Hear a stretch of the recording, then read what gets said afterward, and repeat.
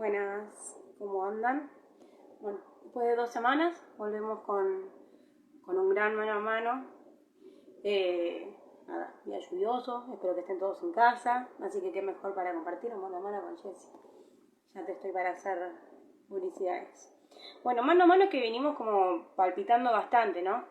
Estamos en una realidad bastante incierta y demás, en donde me parece que es hora que sigamos aprovechando estos espacios, estos momentos para seguir informándonos, para seguir motivando en nosotros también esa importancia de salir a conocer, de esto que nos llama el Papa Francisco todo el tiempo, ¿no? Salir a embarrarnos, salir a ensuciarnos, salir a la calle, no balconearla. Me parece que como jóvenes, hoy más que nunca, más allá de, quizás por poner un ejemplo sonso, la gente grande que no ha podido salir en cuestiones por el tema del coronavirus y demás, y nada, muchos jóvenes hemos tenido que salir a ponernos la camiseta para salir a asistir a los que más nos necesitan y demás. Bueno, seguir con esta actitud, ¿no? No se sabe qué va a pasar, si volvemos a una nueva normalidad y demás, pero bueno, no quedarnos, aprovechar este camino que venimos recorriendo y seguir motivándonos para seguir avanzando. Y me parece que este vivo que vamos a tener hoy en este sentido va a ayudar mucho en esto. ¿En qué sentido lo digo? Por lo menos desde mi opinión particular. Para muchos de nosotros la iglesia es nuestra casa, es nuestro hogar, es el lugar donde estamos, es el lugar donde Jesús nos llevó, ¿no? Somos iglesia, nosotros somos iglesia y nos compartimos entre nosotros en el templo, ¿sí? Somos hermanos, somos comunidad. Entonces me parece que habiendo tanta, no sé si usar la palabra grieta, pero habiendo tanta división, tantas diferencias afuera, me parece que desde adentro tenemos que evitar eso, ¿no? Y empezar a sanar esas heridas que se fueron dando a lo largo del tiempo por distintos motivos, ¿no? Aprovechar este momento de encuentro con Jesús, con el Espíritu Santo, la asistencia de María y volver a ser una familia con sus defectos, con sus virtudes, pero que vayamos siempre todos para el mismo lado, ¿no? Así que bueno, sin más habladuría mía, vamos a invitar a Monseñor y no me aparece. ¿Por qué no me aparece para invitar? Acá está. Avísenme si se escucha bien, si se ve bien. Monseñor, ¿cómo le va? Buenas, ¿cómo andás? Un gusto, Jessy, estar con vos y con los que están participando y se van sumando a este vivo. Bienvenido a Dora Joven, bienvenido a Dora Joven. Un gusto para mí. Bien, bueno, ahí le venía haciendo como una pequeña introducción de la importancia, ¿no? De esto de salir de nuestro lugar como jóvenes y seguir tomando este protagonismo sano, que es lo que nos pide Francisco, ¿no? Y que me parece que este tipo de conversaciones y de instancias que nos fue generando la pandemia y demás, hay que seguir como aprovechándolas y fortaleciéndolas para no solo siempre estar de manera pasiva esperando una actitud o una respuesta del otro. En este caso hoy nos compete la iglesia como institución, sabiendo que la iglesia somos nosotros, sino también salir nosotros, ¿no? A ese confrontamiento sano también, que va a llevar a estar mejor nosotros como hermanos, como comunidad que somos a la que Cristo nos llamó. Exactamente, yo creo que es un gran desafío, es el desafío de la Iglesia de todos los tiempos y también, bueno, de este tiempo particular que nos toca transitar, ¿no? Donde por ahí, en función justamente de estos espacios, estas redes que antes no teníamos y que hoy, gracias a Dios, tenemos para poder comunicarnos, bueno, asumimos el desafío de hablar con transparencia, con franqueza, de todos los temas que tienen que ver con el camino y la realidad de nuestra fe para, bueno, gloria de Dios y servicio de todos los hermanos, ¿no? Bien, ahí yo en estos días estuvimos compartiendo un formulario de Google para que la gente vaya sabiendo, ¿no? El tema de los temas que vamos a estar comentando por ahí, le compartí a ustedes las preguntas, Bueno, tuvimos respuestas diversas, pero bueno, vamos a abordar esto que yo ya desde el vamos le agradezco que tenga esta apertura también, que siempre la ha tenido desde el principio, pero bueno, capaz la gente también es como que necesita que le recordemos que hay una iglesia presente, ¿no? También.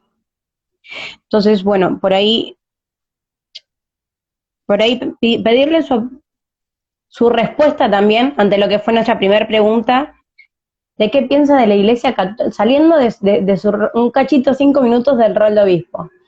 ¿Cómo ves a la iglesia católica como institución? Desde adentro y desde afuera.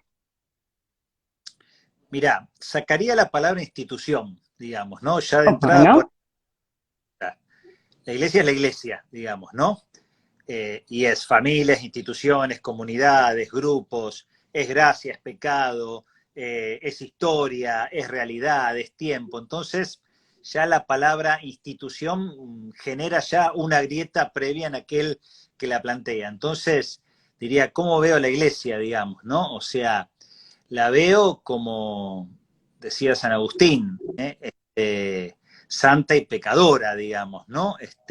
Santa porque es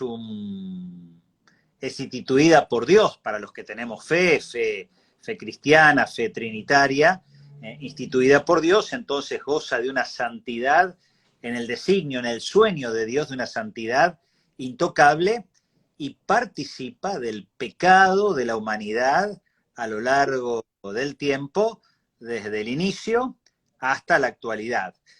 Siempre necesitada de purificación en este sentido. Yo siempre pongo un ejemplo, ¿no? Cuando alguien se escandaliza de algo de la iglesia, dice, mirá este cura, esta monja, mirá este laico, mirá este joven, mirá este adulto, mirá este ministro de Eucaristía. Bueno, a Jesús, ¿quién lo entregó? ¿Lo entregó a alguien de afuera o a alguien de adentro? Lo entregó a alguien de adentro, uno de los 12. okay. ¿Quiénes se borraron a la hora de la cruz? Se borraron todos los otros, digamos, ¿no? Entonces, eso es la iglesia. Claro, no tenemos que justificar el mal, por eso digo, santa y pecadora y constantemente necesitada de purificación, porque yo soy el primer pecador. Gabriel Antonio Mestre, soy el primero. Después hay muchos más pecadores en la iglesia, pero yo soy el primero. Estamos en camino. Estamos en camino. Sí, por ahí está bueno hacer esta aclaración de quitar la iglesia como institución.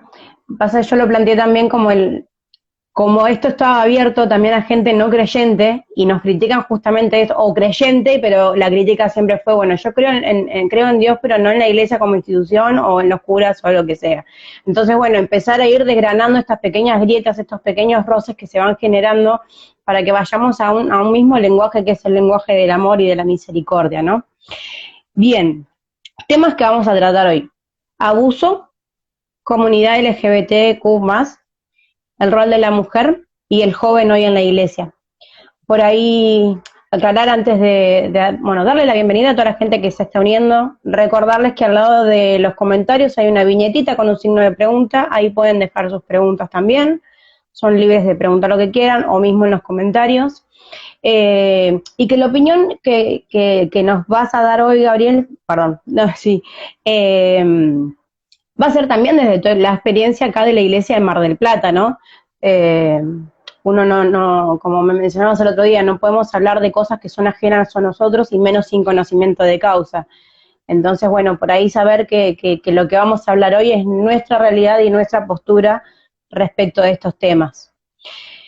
Con el tema de los abusos, la pregunta acá exactamente en el formulario fue qué pensaban sobre cómo manejaba las situaciones de abuso de la iglesia por parte del clero, ¿no? Bueno, la mayoría de las respuestas fue como que no sé, como que se manejaba mal, como que no se sabía mucho, como que daba la impresión de que no se estaba haciendo nada, o como que se tapan cosas, se ocultan y demás. Pero bueno, también había respuestas que decían, bueno, como que se venía transitando, quizás gente con un poco más de conocimiento en el tema, se venía transitando de otra manera, pero bueno, que quedaba todavía mucho por recorrer.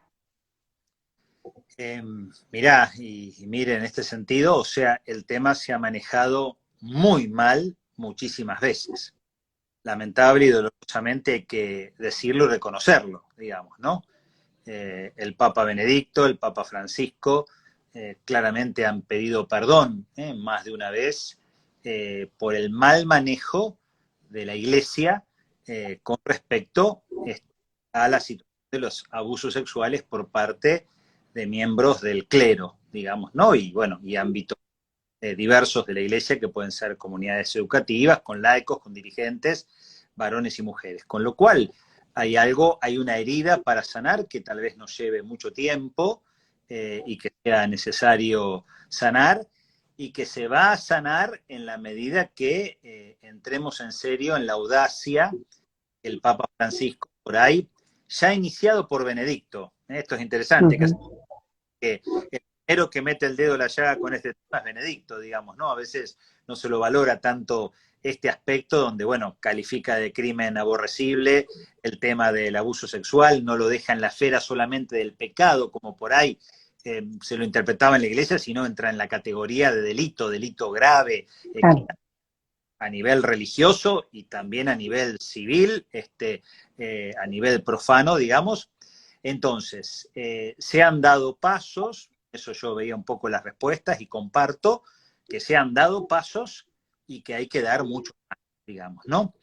En la diócesis hemos dado dos pasos importantes. Por un lado, tenemos una comisión de laicos preparados, varones y mujeres, matrimonios, para que puedan recibir cualquier tipo de denuncia en esta dinámica, para actuar en consecuencia con la justicia civil y con la justicia canónica, elevando y denunciando ellos mismos por el compromiso de enterarse de una situación de abuso sexual de un menor pasado o presente, que debe ser claramente enjuiciado en los dos fueros como corresponde. Entonces, la comisión está funcionando. En el botón del portal del obispado pueden acceder, hay formatos de encuentro presencial, por teléfono para arreglar una cita, por mail, digamos, y en ese sentido poder dar los pasos que corresponde, según lo establece la justicia de nuestra patria, la justicia profana, la justicia civil y algunas cuestiones que tienen que ver con lo canónico. Y lo otro, yo mismo las veces que me he enterado, incluso antes de la situación de tener la comisión, que hubo que prepararla, digamos, para que pueda responder como corresponde a un tema tan delicado, bueno, yo mismo cuando tuve un caso, actué en pocas horas con la decisión del Papa Francisco, y por otro lado, cuando tuve que hacerlo público, con dolor, lo hice público para no quedar en esa dinámica de no transparentar las cuestiones que tienen que ver con estos delitos graves, gravísimos, que bueno, que han dañado a tantas almas inocentes como son los niños, las niñas, los jóvenes, las jóvenes y los adolescentes, particularmente, y cualquier persona vulnerable, incluso siendo adulto, ante el poder de un clérigo, que evidentemente. Así que esos serían los dos caminos en nuestra diócesis. Esto está bien planteado, bien aceitado. Bueno, tenemos que responder con generosidad y hemos detectado incluso casos de abusos que no vienen del ámbito del clero, pero que han llegado al ámbito del obispado de nuestra comisión, y hemos vehiculizado también los caminos como corresponde, si bien la comisión en sí y el obispo recibe puntualmente lo que tiene que ver con miembros del clero.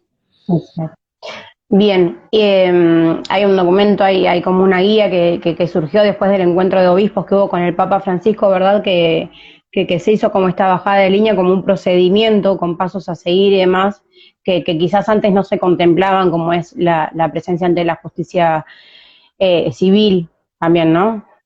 Exactamente, porque a veces la tentación era quedarse en el ámbito eclesial canónico, por ahí esto de que se lo consideraba solo como un pecado y faltaba esta dinámica fuerte de realmente asumirlo como un delito grave a nivel profano, a nivel civil, que tiene que ser juzgado por la justicia civil como corresponde, como cualquier otro delito, digamos, ¿no? Y el ámbito del pecado en sí y la justicia canónica por el ámbito de la Iglesia. Pero las dos cosas van de la mano y de hecho no se contraponen. Siempre el desafío es bajar de los papeles, que están bien planteados, a la realidad. Ahí tenemos un desafío y tenemos que seguir caminando, digamos, ¿no? Bien, perfecto. Por ahí también nos habían comentado, nos preguntaron en este acompañamiento que se le da a la persona cuando hace la denuncia, ¿no? ¿Se la acompaña directamente desde lo legal, la asistencia desde lo legal, o también hay este equipo de laico, esta comisión formada, tiene un acompañamiento post, digamos, después de la denuncia, después de todo lo que haya tenido que pasar para sanar esa alma En los casos espiritual? de la diócesis de Mar del Plata, hemos asumido, la comisión no ha recibido la comisión hace un año, que está creada, un poquitito menos. Ujú. No ha recibido ninguna denuncia todavía en lazos de este tipo. Bien. Lo he recibido yo solo como obispo y he procurado con los equipos de laicos pastorales de nuestra diócesis acompañar cada circunstancia de manera particular y concreta. Hubo una denuncia un poco indirecta y media anónima en el ámbito juvenil hace unos días atrás y directamente propiciamos que jóvenes mujeres laicas comprometidas pudieran acompañar y vehiculizar eso que por ahí bueno, había llegado de manera anónima y por las redes, digamos, ¿no? Y todavía eso se está, bueno, como trabajando para, bueno, poder dar una respuesta y acompañar en todos los niveles que corresponden. Bien, acá hay una pregunta. A ver, no, bueno, la dejamos para más adelante. Bueno, después hay otra pregunta, ¿cómo creías que debía la iglesia manejar estas situaciones por parte del clero? Bueno, ya los respondimos. ¿Cómo pensás que deberían proceder ante estas situaciones? Me parece que ya la respondimos, y me parece acá que esta respuesta más o menos viene de acompañado de lo que yo le venía diciendo recién, que dice, ante todo acompañar a la víctima, y con acompañamiento dice, no lo reduzco a poner un psicólogo y el tratamiento especializado, que también es, sino que se muestre la cura de almas en ese Hijo de Dios, para que sepa que no todo clérigo que todo clérigo es ahí como aquel que cometió el delito, ¿no? Totalmente, porque es un tema dramático que es como cuando un clérigo, un ministro de Dios, delinque de esta manera, daña incluso la imagen de Dios en la persona que es abusada, digamos, ¿no? En un porcentaje, digamos, ¿no? Con lo cual no solamente es un daño físico, psicológico, afectivo, moral, sino que también hay un daño religioso, digamos, ¿no? Que es gravísimo, porque para la persona en general que tiene una cercanía o un cierto vínculo con el sacerdote, está como de alguna manera denigrando la misma imagen de Dios, lo cual lo hace mucho más grave y tremendo, y por eso, bueno, el acompañamiento particular. Yo con los 3 casos que me ha tocado, con los 3 mantengo contacto, las familias, en la medida, y lo mantengo un contacto personal, telefónico, o con alguna visita, tratando de acompañar y de hacerme cargo de algo que fue más atrás, digamos, pero que sin embargo hoy como pastor de la iglesia a mí me toca acompañar y ayudar a sanar en la medida de lo posible. Perfecto. Para ir cerrando por ahí un poquito del tema de los abusos, ¿qué le diría Gabriel a la gente, ¿no? Que sufre de estos casos de abuso o lo que fuera por parte del clero? En el sentido de animarse a que vayan, que denuncien. A denunciar, tienen el ámbito de la justicia civil con los canales propios, y si no, que confíen en la comisión del obispado, que está preparada para ser imparcial en este sentido, y donde hay verosimilitud en el hecho del tema de la denuncia de abuso, la comisión tiene que actuar en consecuencia, porque si no es corresponsable del encubrimiento, digamos, en este sentido, o directamente como el obispo, como hicieron estos 3 casos que se dieron antes de que estuviera la comisión. Y los 3 casos están encarados claramente en la justicia, y 2 incluso solucionados ya, digamos, solucionados a nivel legal. El dolor y Sí, sí, por supuesto. boca es lamentablemente irreparable, digamos, ¿no? Pero bueno, acompañando lo que se puede. Animarse Tal cual. porque es un derecho. Sí, y no solamente pasa que a la que más castigan, por así decirlo, es a la Iglesia Católica. El tema de abusos lamentablemente se da en todas las situaciones y todos los contextos, pero bueno, es como que la Iglesia, a mí me quedó mucho esto de cuando fue este caso que salió primero, que se resolvió, que vos saliste a los medios, antes de que los medios salgan con el ruido, digamos, y el chisme, y la noticia estuvo 2 días y después se dejó de hablar directamente. O sea, como cuando uno va de antemano con esta transparencia, cómo no sirve a los medios, ¿no? A la agenda de turno. Igual es lo que corresponde, eso es lo que Sí, corresponde, tal cual. lo tenemos que hacer y nos tenemos que hacer cargo nosotros de nuestras situaciones, digamos, ¿no? Es decir, por más que uno sabe que el abuso a nivel intrafamiliar es mucho más alto el porcentaje que lo que se pueda dar en lo eclesial, sabe que en los ámbitos deportivos, lúdicos y sociales está presente, nosotros como iglesia nos tenemos que hacer cargo, agarrar el toro por las astas y bajar lo que el Papa nos plantea, lo que ya planteó Benedicto en su momento, bajarlo de manera muy clara y muy directa en la realidad que tenemos que llevar adelante. Bien, perfecto. Pasando por ahí a este otro tema que es la iglesia y la comunidad LGBT, ¿no? Eh, por acá entre las preguntas que decían, bueno, tenemos como disparidades, ¿no? O sea, por un lado como que se están haciendo estas cosas de mayor apertura y demás, por otro lado es como que reclaman también mayor formación por parte de los líderes de los grupos juveniles o de quienes los guían. Y acá hay una pregunta concreta que dice, ¿una persona parte de la comunidad puede participar activamente de la iglesia? Porque una persona homosexual puede participar de la iglesia, pero no casarse por la iglesia, y no es una contradicción. Y después, bueno, preguntaban sobre el tema de los últimos dichos del Papa con respecto a la bendición de las uniones de parejas homosexuales, cuando siendo que hace un tiempito atrás él había dado, no había dado como Sobal, pero sí había dicho como quién soy yo para juzgar, ¿no? Bueno, hay varios elementos. Primero, hay muchas personas homosexuales que participan de la fe de la iglesia, digamos. Yo conozco un montón.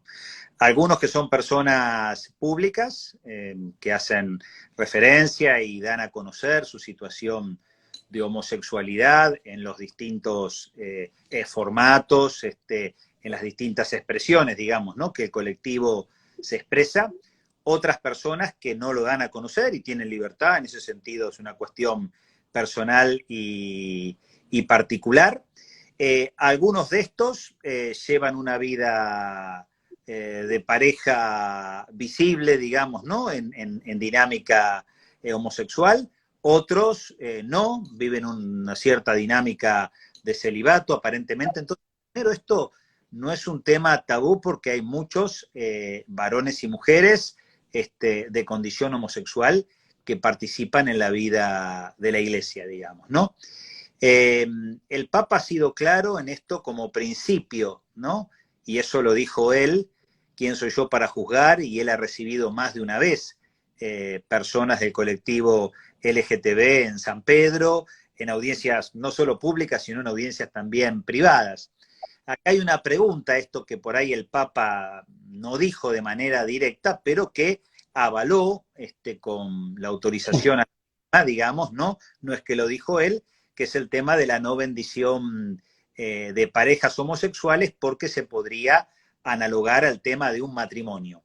Eso por ahí, lo del matrimonio, en clave cristiana católica, y creo que de la mayoría de las iglesias evangélicas, el mundo protestante por ahí tiene otras miradas, pero la iglesia ortodoxa, la católica y la mayoría del mundo evangélico, el matrimonio lo entendemos entre un varón y una mujer.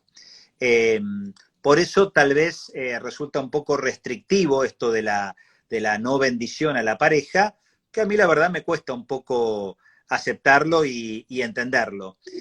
Yo en lo particular, más de una vez he acompañado a parejas homosexuales y he hecho una bendición sobre él y sobre él, sobre ella y sobre ella, digamos, ¿no? Que aparentemente no estaría limitando lo que ahí responde la doctrina de la fe y permite, bueno, bendecir lo bueno de Dios que pueda haber en una situación que por ahí para la fe cristiana católica no es la ideal, como cualquiera de nosotros.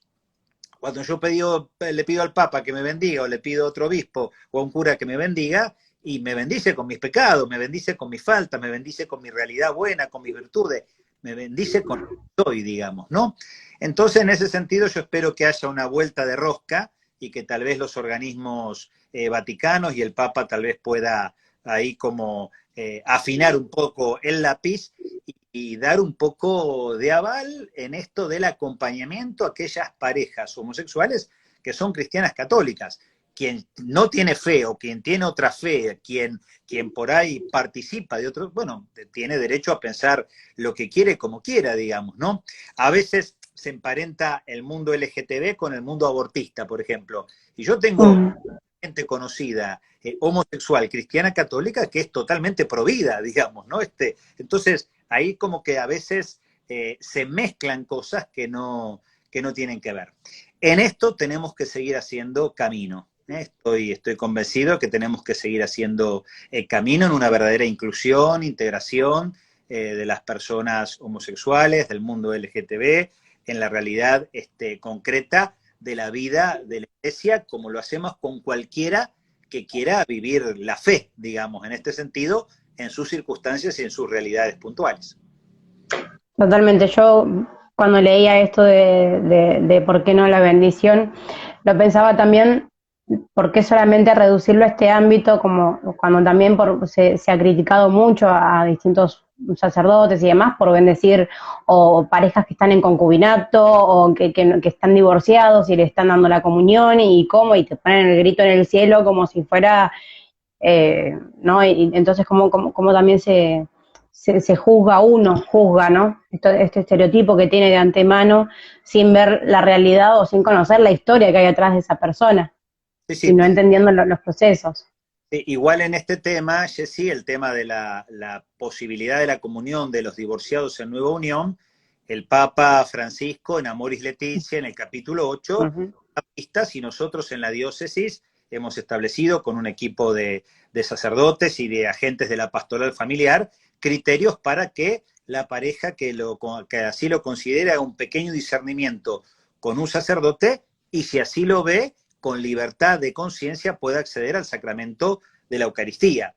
Por eso me da lástima que tal vez esta disposición de la Congregación para la Doctrina de la Fe con respecto a las personas homosexuales que no reciben bendición no respeta el principio que el Papa Francisco pone de discernimiento en Amoris Laetitia en el capítulo 8, que creo que ahí el Papa debería como de alguna manera estimularlos a que trabajen ese aspecto, y esto queda en una cuestión de conciencia ante Dios, como cada uno de nosotros cuando vamos a comulgar o nos vamos a confesar, ante conciencia ante Dios, digo, bueno, esto pecado, te pido perdón, Señor, por esto que no está de acuerdo a tu voluntad, digamos, ¿no? Entonces, creo que por ahí debería ir un poco la cuestión en este tema, como el Papa abrió, gracias a Dios, esta perspectiva de un marco más abierto de la comunión a partir del capítulo 8 de Amoris Laetitia. Perfecto. Bueno, y ahí animamos a la gente, ¿no? Bueno, acá nos está citando Amoris Laetitia, el obispo, bueno, animarse hay un montón. Nosotros, gracias a Dios, el año pasado con el grupo de la parroquia fuimos viendo e indagando, y la verdad es que el magisterio de la Iglesia es riquísimo, y hay documentos que tratan temas del aborto, el tema de la homosexualidad, el tema de los abusos desde hace muchísimo, ¿no? Entonces, como también esto que siempre alentamos al joven o al no joven o al joven de corazón a salir, porque el magisterio, vuelvo a decir, el magisterio de la Iglesia es increíble, todo lo que uno, si se mete un poquito nada más, bueno, hay un montón de respuestas, ¿no? Entonces, salir también de esa zona de comodidad, bueno, de estar detrás de la computadora o estar sentado en un sillón y empezar a criticar sin saber qué es lo que está haciendo la Iglesia también, ¿no? Por ahí pasando a otro tema, bueno, recordar que pueden ir dejando las preguntas también, Monseñor, lo que usted también quiera ir diciendo. Bueno, la Iglesia y el Estado. No sé si quiere empezar usted diciendo acá cuál es la posición, digamos, ante lo que ya se conoce, que esto de Iglesia y Estado, asuntos separados y demás. A mí me pareció muy importante esto, como hay una de las respuestas que dice qué decirle a las otras personas, ¿no? Sabiendo que que la Iglesia dio tantas respuestas frente a la ausencia de un Estado. Por ahí en este punto concreto de lo que fue la pandemia y demás, ¿cómo fue que la Iglesia salió a la calle o que juzgando un Estado ausente, o también de que por qué la Iglesia Católica recibe plata del Estado y no en otras profesiones de fe, bueno, y todas las cuestiones que esto conlleva, ¿no? Bueno, lo primero que diría es que la Iglesia aporta muchísimo, muchísimo, muchísimo más al Estado de lo que el Estado le aporta a la Iglesia. Eso es lo primero. Dicho esto, estoy de acuerdo que la Iglesia y el Estado tienen que quedar totalmente separados. Y ya a mí me tocaron dos votaciones en estos 3 años y medio que soy obispo. La primera se planteó no terminar de renunciar a los aportes y la segunda, gracias a Dios, sí. Y hay una comisión del episcopado que está trabajando con jefatura de gabinete para dejar de aportar eso que aportan a los seminaristas, a los obispos y a las parroquias de frontera, porque la Iglesia tenía en las fronteras una función social muy importante muchos años atrás. Y lo cual me parece bien, estoy de acuerdo, y estoy de acuerdo que no haya aporte o que haya un aporte proporcional, como hay en democracias sociales y liberales de Europa, en España, Italia, Francia o Alemania, para dar cuartos de ejemplo, donde ese pequeño porcentaje cada ciudadano lo aporta o a la Iglesia Católica, o al Islam, o a los judíos, o a la Iglesia evangélica tal, o a la protestante tal, o va a un organismo internacional como puede ser la ONU, UNICEF, la UNESCO, según el parecer de cada uno. Ojalá tuviéramos el nivel institucional para llegar a ese camino. Mientras tanto, esto se va planteando. Lo que el Estado aporta a nuestra diócesis como obispado, hicimos el cálculo la otra vez, está entre el 3 y el 4%, lo cual es nada. Es decir, se podría perfectamente prescindir, si quisiéramos, en ese sentido, porque el aporte es absolutamente ínfimo, digamos, de lo que hace el Estado. Y lo que la Iglesia aporta, no solo en tiempo de pandemia, sino fuera de pandemia, nuestra red de Cáritas, nuestra red de, qué es decir, consultorías de familia, por ejemplo, que algunos conocen, Cáritas se conoce más, consultoría de familia no. Un espacio gratuito donde recibir asesoramiento. Asesoramiento y escucha por el tema de la pastoral de las adicciones. Un tema que toca todas las clases sociales, que toca todas las familias, que toca todas las realidades. Tenés infinidad de ámbitos donde la Iglesia está realmente presente, aportando muchísimo al estado de la sociedad, digamos, ¿no? A veces no se conoce, a veces no se quiere conocer, a veces hay una mirada como muy sesgada o muy limitada, digamos, ¿no? En eso creo bueno, hay que estar muy atentos y no comerse un buzón y mirar la realidad como es, digamos, en este sentido. Entonces, Iglesia y Estado, asuntos separados, estoy de acuerdo, digamos, ¿no? En la independencia económica, en la independencia de poder, que en parte se fue dando, gracias a Dios, porque realmente es algo muy, muy positivo, digamos, en ese sentido, y podamos tener una relación cordial, la Iglesia Católica y cualquier otra confesión, con el Estado de turno en el momento. Uno podría decir, en un contexto, tampoco querer negar las raíces históricas cristianas católicas de nuestra patria, digamos, ¿no? Entonces, en este sentido, como que ahí se mezclan las cuestiones, digamos, ¿no? Tal Entonces, cual. vos decís, bueno, Iglesia basura, vos sos la dictadura. Y sí, hubo prometida en la dictadura mal, digamos, que pecó gravemente, que cometió delitos, y hubo mucha gente de la Iglesia Católica que murió, que fue secuestrada, digamos, por estar comprometida con los pobres, los derechos humanos. Y además aconteció hace mucho tiempo atrás, y hoy en día entonces que pinten en la catedral Iglesia basura, vos sos la dictadura, a mí me cuesta entenderlo, donde yo tengo un vínculo muy cercano con los organismos de derechos humanos de Mar del Plata, puse a disposición de todos y de la Universidad Nacional de Mar del Plata, que lo hicieron y con mucho gusto, todos los archivos de nuestro obispado, para que buscaran lo que quisieran, digamos, ¿no? Vinieron, había una sola persona al obispado, pero había 4 o 5 de estos ámbitos y pudieron recoger cosas interesantes, muy buenas, y que llevaron realmente a algo muy, muy lindo y muy profundo. Entonces, bueno, esto, no comerse un buzón, digamos, ¿no? No comerse un buzón,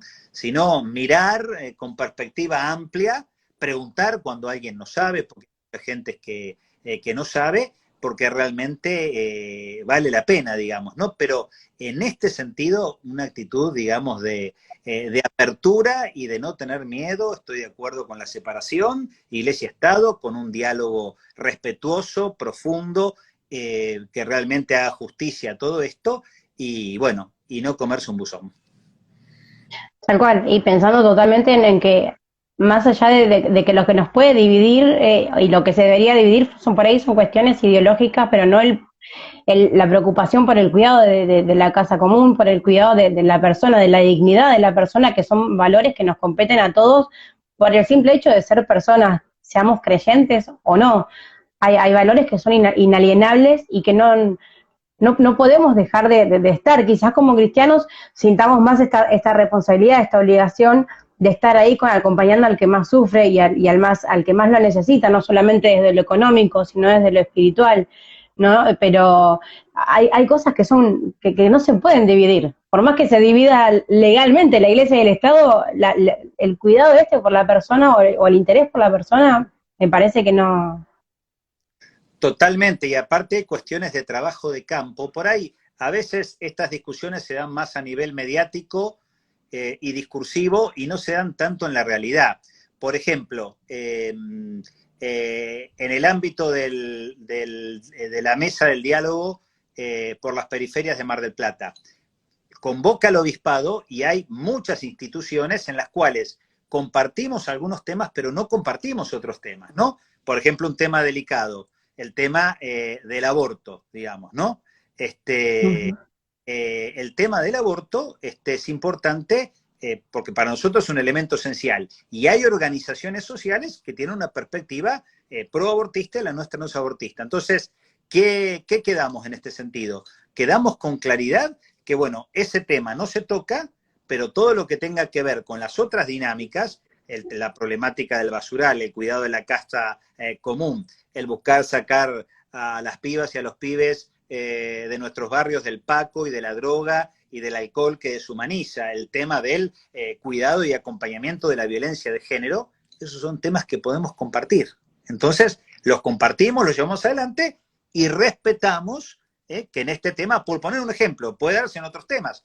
A veces la Iglesia, con respecto a la cuestión partidaria, es amplia, no se identifica con ningún partido de espacio político. Y estas organizaciones, algunas tienen más identidad, otras menos identidad, algunas cambian, hoy están con un espacio partidario, están con otro, y bueno, eso se respeta porque es propio de la dinámica de las organizaciones sociales, políticas y sobre todo cuando son políticas partidarias.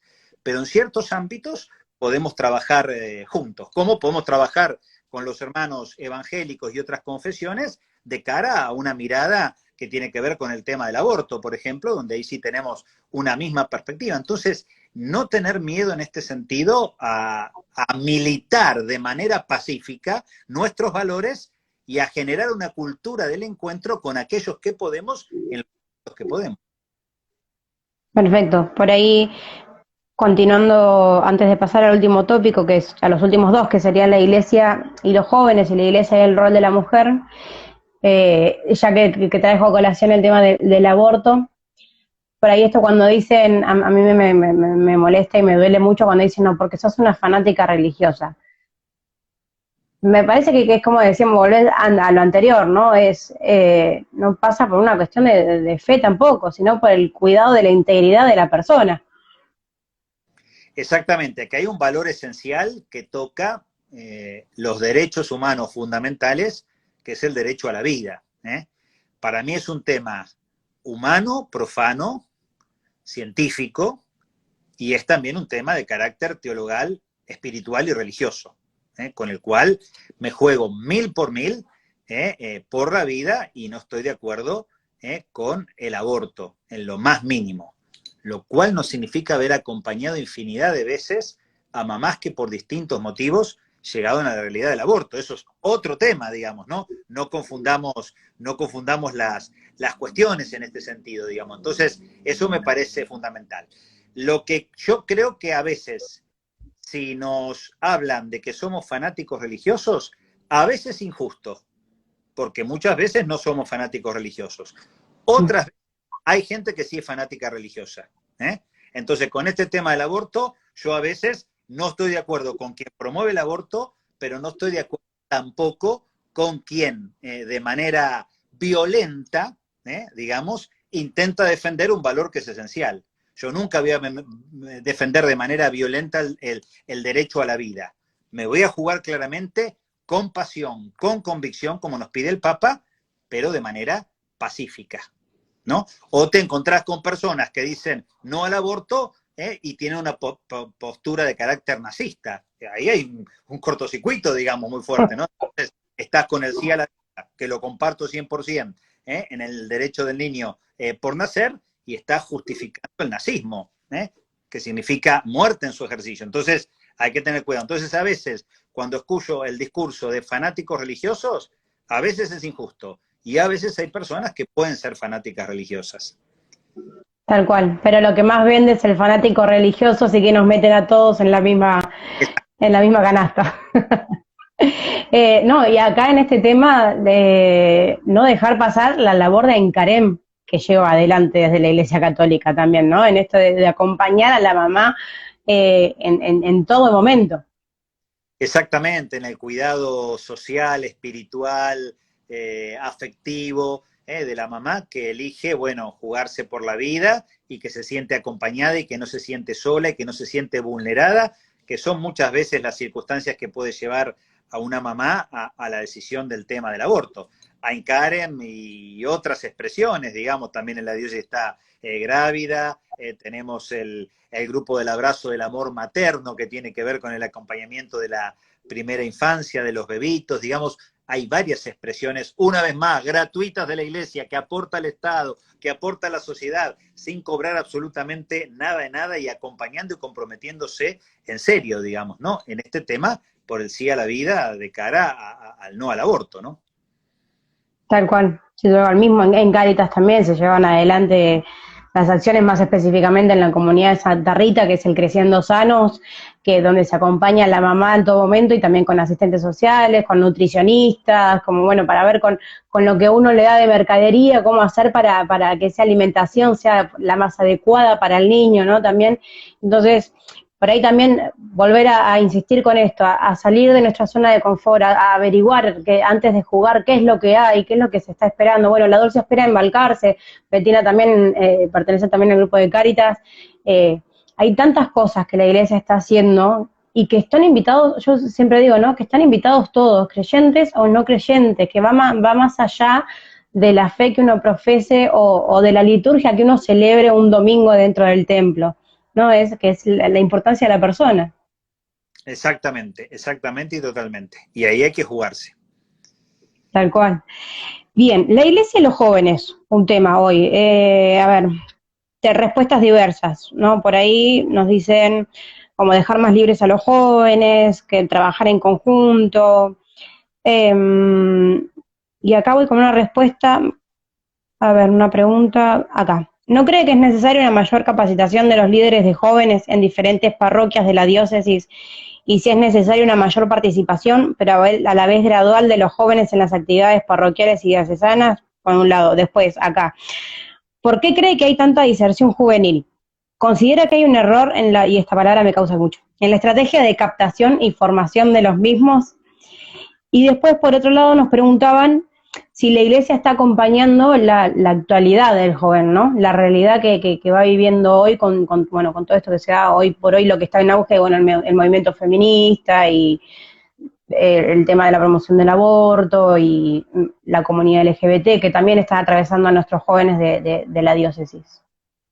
Bueno, por un lado, para lo formativo, tanto de jóvenes y de manera particular líderes, hay un itinerario de la pastoral juvenil, sobre todo el movimiento juvenil diocesano y la pastoral juvenil en cada uno de los ámbitos particulares, con la espiritualidad propia de cada movimiento, busca llevarla adelante. Como siempre, se puede mejorar. Estamos en un momento, yo creo, de transición y de cambio epocal, como dicen los que saben y los que estudian, donde el tema de la participación es un tema complejo en los diversos ámbitos religiosos, a raíz del tema del aborto, que me ha tocado dialogar con muchos pastores y pastoras evangélicos. Ellos tienen dificultades de participación, que en ese momento, digamos, era un poco la gente que se pasaba de la Iglesia Católica al ámbito evangélico. Ellos, digamos, un poco eran esta realidad en el diálogo, que hay una dificultad.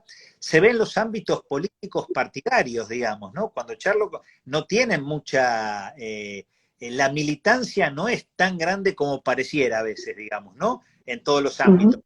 Instancia de la década del 80, del fervor propio de la salida de la dictadura y la participación, digamos, social, digamos, en aquel momento, digamos, ¿no? Entonces, yo creo que participamos de esta dificultad y tratamos de ensayar respuestas y acompañamientos posibles, digamos, ¿no? Si alguien tiene la varita mágica, si existiera, le pido que me la y la utilizo, digamos, ¿no? Y por ahí en esto, ¿no?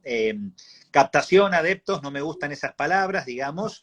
Nosotros nos acercamos a los jóvenes para que tengan a Cristo y teniendo a Cristo tengan vida en abundancia. Eso es, no ganamos adeptos, ¿no? Ni siquiera la misa, ni siquiera tenemos que ganar adeptos para la misa, porque Cristo es importante, el joven tiene que descubrir que es importante celebrarlo en la comunidad y en la misa, y no al revés, digamos, ¿no? Lo otro no sirve, digamos, ¿no? Creo que tenemos que seguir intentando, tenemos que seguir caminando, tenemos que seguir generando espacios, tenemos que seguir permitiendo lugares. A veces hay comunidades muy, muy hermosas de adultos que reciben muy bien a los jóvenes, a veces hay comunidades adultas y obispos, ministros, monjas, curas, diáconos, que les cuesta recibir y entender la dinámica propia de los jóvenes, digamos, ¿no? Así que en este sentido, me parece que es muy importante no bajar los brazos, estar atento y generar espacios. Fíjense que uno de los 3 subtemas del sínodo es jóvenes. Los 2 temas principales que se propusieron, evangelización renovada y catequesis renovada. Subtemas, familias, jóvenes y pobres. Es decir, hay una preocupación por el tema justamente de los jóvenes. Y bueno, soy el primero que me tengo que hacer responsable, invitar a laicas, laicos, ministros, hermanitas, hermanos, a que realmente podamos responder en serio a esta realidad. Bueno, ahí no sé, Betty, si te queda respondida la pregunta que habías dicho, ¿cómo puede darse la convivencia de jóvenes proabortistas en los grupos juveniles? Bueno, de hecho, el anteaño pasado se dio un espacio también de parte del MJD, en el que fue en el CEDIER, donde se habló de esta temática y, bueno, la propuesta es siempre la misma, ¿no? Y es lo que venías diciendo hasta ahora, estamos buscando respuestas, no hay una receta mágica cuando la dinámica va cambiando sobre el tiempo, en la realidad. No negociamos los valores, Tal cual. valor, el sí a la vida, a las 2 vidas, es un valor, y no lo negociamos. Pero sí lo tenemos que pensar cómo lo acompañamos, cómo lo hacemos cultura en este mundo complejo. Porque es muy fácil decir, bueno, yo no quiero pañuelos verdes en mis grupos. Yo no diría eso. Yo diría, bueno, ¿cómo acompañamos a aquellas chicas y chicos que por algún motivo que yo no sé, digamos, en este sentido, tiene una opción, a pesar de querer pertenecer a la iglesia y a Cristo, está con el pañuelo? Entonces, sentite interpelado y no juzgues con el dedo y eches de la iglesia. Esa no es la actitud de Jesús. Esa no es la iglesia de Cristo. Y no negociamos el valor, ¿eh? Esto es importante, ¿eh? El valor no se negocia. El no al aborto, el sí a la vida, el sí a las 2 vidas, es un valor esencial de la fe cristiana católica y soy el primero en defenderlo. Pero a la vez voy a acompañar a cualquier persona, varón y mujer, y especialmente si es adolescente y joven, a que en este tema pueda realmente hacer un camino. No me voy a quedar contento diciendo, no estoy de acuerdo con me siento desafiado. Es muy fácil señalar con el dedito y quedarte cómodo en tu silloncito y no dejarte interpelar y ver qué pasó, que a nuestros jóvenes, plantean esta cuestión con este marco de libertad o de planteo así que por ahí nos hace ruido a los adultos. Tal cual, y también voy a lo mismo, ¿no? Es en todos los temas, esto de sentirnos interpelados, bueno, ¿por qué nuestros hermanos protestantes tienen más gente y demás? ¿Qué, bueno, qué es lo que hacen? No, a ver, ¿qué es en lo que estamos fallando nosotros? Que la gente no se está sintiendo contenida y no está sintiendo el amor de Cristo con nosotros, ¿no? Me parece que pasa más por esto de la interpelación de uno al ver al otro, digamos, qué es lo que hace o deja de hacer el otro. Exactamente, exactamente, y en esto hay que salir del lugar de los fariseos. Mucha gente de iglesia, obispos, curas, monjas, religiosos, laicos, dirigentes, se ponen en el lugar de los fariseos y hacen lo que Jesucristo denuncia claramente con la actitud negativa de los fariseos. Salgamos de ese lugar. No es el lugar de Jesús, no es el lugar de los discípulos de Cristo, no es el lugar de la Virgen y de San José. Tal cual. Después el tema de, perdón que miro para el costado, pero tengo la compu que la voy moviendo para todos lados. El tema de la iglesia y el rol de la mujer. También otro tema que anda ahí en el camino, que por ahí, bueno, muchos dicen como que no, y también por desconocimiento, ¿no? Pero bueno, uno porque está quizás desde adentro. Pero, ¿cuál es ¿cuál es la postura que está teniendo la iglesia con respecto a la mujer? Muchos dicen que la mujer, bueno, como que se está ahí como infravalorado el tema del rol de la mujer, que queda relegado solamente a armar la misa, que me parece un servicio divino, para decirlo, que no tiene voz y voto, o que no ocupa cargos, o por qué las mujeres no pueden, yendo al lado, quizás desde, que me lo han dicho desde el lado ateo por ahí, por qué no ocupan cargos jerárquicos más altos, porque no hay mujeres curas y demás, bueno, en fin, todo lo que meten en esa misma bolsita. Vamos por parte. Nosotros tenemos ya elegido los sinodales, los que van a estar en el sínodo. De la totalidad de los sinodales, los titulares y los suplentes, más de 2/3 son mujeres. Menos de 1/3 son varones. Ahí estoy dando un dato que no pasa ni en la justicia, ni en los partidos políticos, que no pasa en los ámbitos legislativos, en lo más mínimo. Más de 2/3 que son los que van a proyectar con el obispo la iglesia de Mar del Plata para los próximos años, más de 2/3 son mujeres.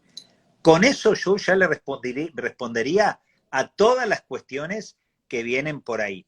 Si voy al Consejo de Pastoral Diocesano, el COPADI, que son 20 y pico de personas, más de 2/3 son mujeres, y 1/3 son varones. Y después, con respecto a los lugares jerárquicos, hay un error ahí de pensar que el lugar jerárquico solamente lo tiene el cura, que es verdad que es varón, el obispo es varón y el papa es varón. Sin embargo, los lugares de gobiernos de la iglesia de Mar del Plata, la mitad están en manos de mujeres. La pastoral de la mujer, ¿quién es la delegada episcopal? Una mujer. Es medio obvio. La delegada de Ecumenismo y Diálogo Interreligioso, ¿es varón o es mujer? Es mujer. Mujer.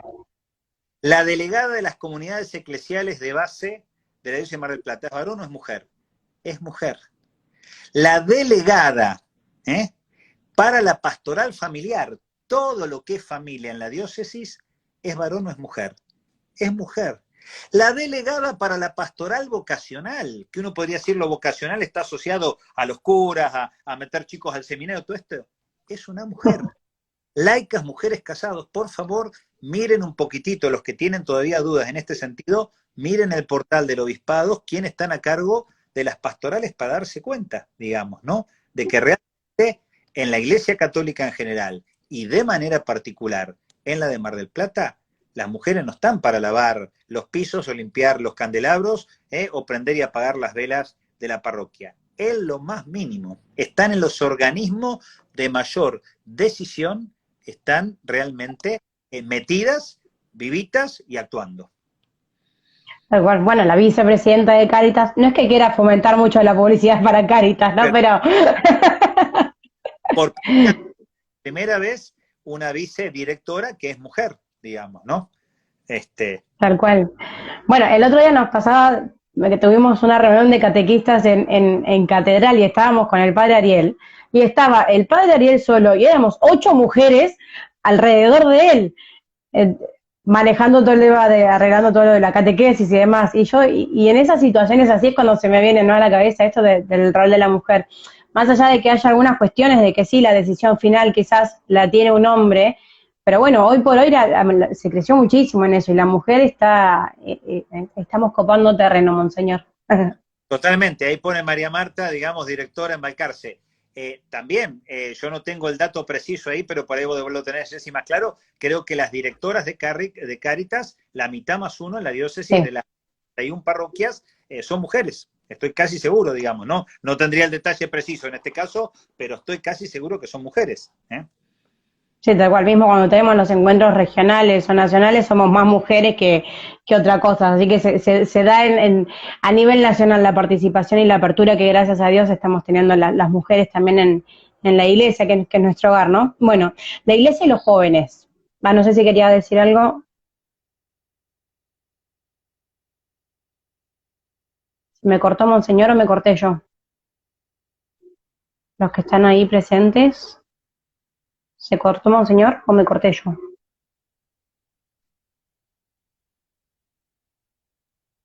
¿Alguien que me pueda responder? ¿Quién se cortó?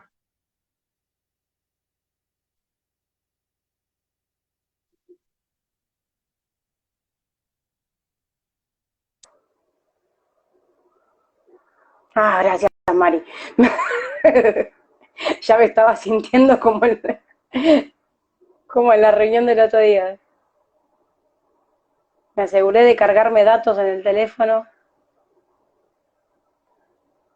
Bueno, gracias a todos por estar. No sé si sigue estando el padre J ahí también, que fue invitado por Gonza. Padre J que nos debe un vivo también. Lo mandamos al frente. Él es un sacerdote chileno. Ahí está. Ahí vamos de nuevo a invitarlo a Monseñor. Se me fue. No. Transmitir. Esto de que se actualizó Instagram. A ver, ahí le mandé lo que estamos.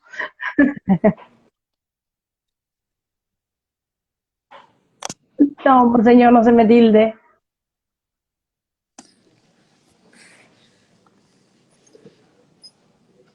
Se fue la imagen. Le pedimos al padre Cristian, que estaba ahí, que deje de usar wifi, que se nos tilda Monseñor. No, al contrario, me arregló todo el cosa así. ¿Cómo estás, Cris? Bueno, con Cristian nos conocemos hace muchísimo y íbamos a la escuela juntos. Yo soy más grande que él, pero íbamos a la misma escuela. Desde el Antiguo Testamento. Habla por vos. Bien, estamos con el tema de la iglesia y los jóvenes. Bueno, acá tenemos bastantes respuestas, ¿no? Que deben trabajar en conjunto. Acá por ahí dicen, siento que no son lo suficientemente cercanos y tampoco el apoyo es a las situaciones reales que viven los jóvenes. Esta es bastante interesante, dice, debemos mostrar a la iglesia como distinta. Si Dios es el completamente otro, porque no es nada de este mundo, la iglesia debe hacerse igual. Con esto quiere decir que no debemos rehacer la iglesia a la manera del mundo, sino que mostrando la verdad de la iglesia, el hombre puede hacerla en el acto libre. En la misma línea, la iglesia debe, ante todo, dar el ejemplo al joven, mostrar que la propuesta del seguimiento del Jesús no es un ideal, sino una realidad visible. Bueno, después va por ahí a lo más concreto, que bueno, más hacerlos más partícipes en las tareas de la iglesia, invitarlos, adaptarse, abrirlos a ellos. Como en este momento la iglesia se ocupa de las problemáticas de los jóvenes por ahí. Y después dice acá, tenemos que trabajar mucho para que muchos jóvenes tengan ese encuentro personal con el amor de los amores. Está perfectamente. La gran riqueza que tenemos para los jóvenes, y esto el Papa Francisco lo dejó muy claro en Christus Vivit. Cristo vive y Cristo te quiere vivo, digamos, ¿no? Y no solo para los jóvenes, ¿eh? Ojalá los que no somos jóvenes ya, los que tenemos juventud acumulada, lo entendiéramos así porque realmente es así.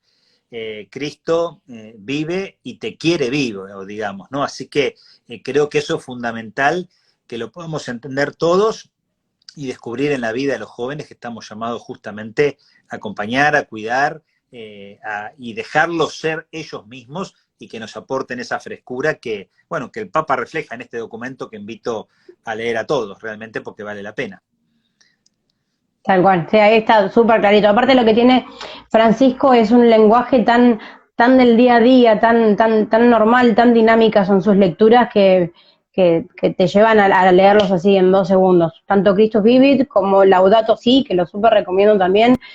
Para los jóvenes, el Movimiento Católico Mundial por el Clima está haciendo una movida muy linda, que acá en la Pastorala Universitaria, por ejemplo, también la están promoviendo, con el cuidado de la casa común, también el tema de Fratelli Tutti. Bueno, son todos documentos que son riquísimos, tanto para jóvenes de edad como para jóvenes de juventud acumulada, digamos.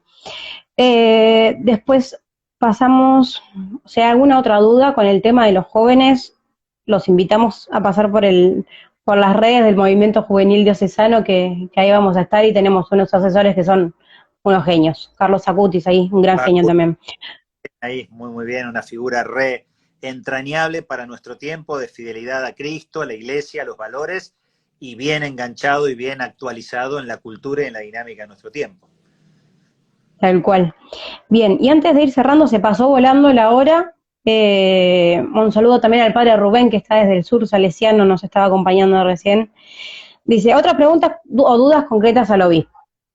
Acá nos preguntan, dice, el joven lleno de esperanza que fuiste hace unos años, ¿estaría feliz con la iglesia que hoy llevas adelante? ¿Con qué iglesia soñaba aquel joven? ¿Con cuál sueña ahora el padre obispo? Bueno, después te las leo todas juntas si querés, así. Miren, la misma, porque por ahí el idealismo de los 17, 18 años se transforma en realismo, digamos, se transforma en realismo a lo largo de la vida. Entonces, sabiendo que todavía hay muchísimo para cambiar, estoy realmente conforme con el camino que juntos vamos transitando, con las marchas y con las contramarchas, digamos, ¿no? Entonces, uno de más grande aprende que el idealismo tiene que concretarse en la realidad de cada día, digamos, ¿no? Y entonces creo que estamos bien encaminados, aunque nos falta mucho por transitar. Perfecto. Después dice acá, a ver, como obispo, ¿cuál fue su mayor desafío? ¿Cómo cree que fue la responsabilidad de los fieles y sacerdotes ante la ley del aborto, ya que en las marchas se veía poca intervención de sacerdotes y fieles o parroquias y mucho más activo el culto evangélico? ¿En qué cree que falló y cuáles fueron los aciertos durante este tiempo como obispo de Mar del Plata? ¿Cómo ve el tema social en Mar del Plata? Como obispo joven y cercano a sectores de la sociedad que quizás antes no lo estaban, ¿cree que la Iglesia puede acercarse de una manera más eficaz y activa a la sociedad, aportando en mayor medida esperanza, compromiso y valores hoy necesarios? Como referente social y religioso, ¿cómo ve el tema de la droga y la pobreza en Mar del Plata? ¿Le preocupa una relativización de los valores en nuestra sociedad y en nuestra Iglesia? ¿Cree que el sínodo podrá dar respuesta a las inquietudes y problemas de la Iglesia de hoy? Bueno, eso da para un vivo de 2 horas más o menos todas las preguntas. No, lo que diría, cuidado de entender lo del aborto en clave de militancia social política, digamos, ¿no? Creer que solamente el tema del aborto se resuelve en una marcha es que no se entendió nada, digamos, ¿no? Yo lamento a la gente que compartiendo la actitud en contra del aborto y pro vida, que entiende que solamente la cosa pasa por una marcha. La verdad me parece tan reductivo y haber como asumido los criterios del mundo solamente para esto, ¿no? La cultura de la vida se gesta en 20.000 lugares distintos, la defensa de la vida se genera en 20.000 lugares distintos, no solamente en una marcha. Lamento porque ahí es donde aparece por ahí un poco el fanatismo religioso de pensar de que si no vas a una marcha, entonces había que ir a cualquier marcha de cualquier tema que tuviera que ver. No voy a la marcha en contra de la dictadura, con lo cual comparto porque entiendo que el ámbito no es la marcha, porque hay valores que por ahí no comparto y algunos sí, digamos, y lo mismo en el caso del tema del aborto, uno puede hacer un discernimiento en este sentido, por esto que decía, porque hay grupos que tienen un sí a la vida parcial por un lado y no por otro, digamos, ¿no? Así que no comparto ese criterio de las marchas y creo que la Iglesia está haciendo un gran aporte a la sociedad. Lamento, digamos, aquellos, sobre todo los que son de casa, que no lo puedan ver, no lo puedan valorizar y no puedan darse cuenta de lo mucho que se hace con lo mucho más que realmente falta hacer, obviamente. Bien, Monseñor, sabiendo que tiene otras actividades después, bueno, darle las gracias, invitarlo por ahí o desafiarlo a otro vivo, por ahí con con estas cuestiones que se vayan dando como para mantener actualizada la información de la iglesia para afuera también, las inquietudes que surjan. De mi parte, agradecer a todos los que estuvieron, invitarlos a que averigüen, a que salgan, a que molesten, a que pregunten. Para eso estamos los laicos, para eso están los curas, para eso está el obispo, con su auxiliar ahora también, así que a falta de uno hay 2 obispos. Las puertas están abiertas, nos lo repiten todo el tiempo. Bueno, aprovechemos el hoy, aprovechemos este momento, ¿no? Y, Monseñor, de mi parte, pedirle un mensaje, una bendición y un mensaje para este fin de Cuaresma y comienzo de Semana Santa que estamos próximos a vivir. Bueno, mensaje de paz. Vamos a celebrar los que participemos en nuestras comunidades el Domingo de Ramos con los ramitos, el olivo de la paz, que nos conecte con la paz que es Cristo en nuestro corazón. Y bueno, y de corazón le doy a todos una bendición. El Señor esté con ustedes. Y que la bendición todopoderoso, que es Padre, Hijo y Espíritu Santo, descienda sobre ustedes y permanezca para siempre. Amén. Amén. Muchísimas gracias, Monseñor. Gracias a todos. Y a todos.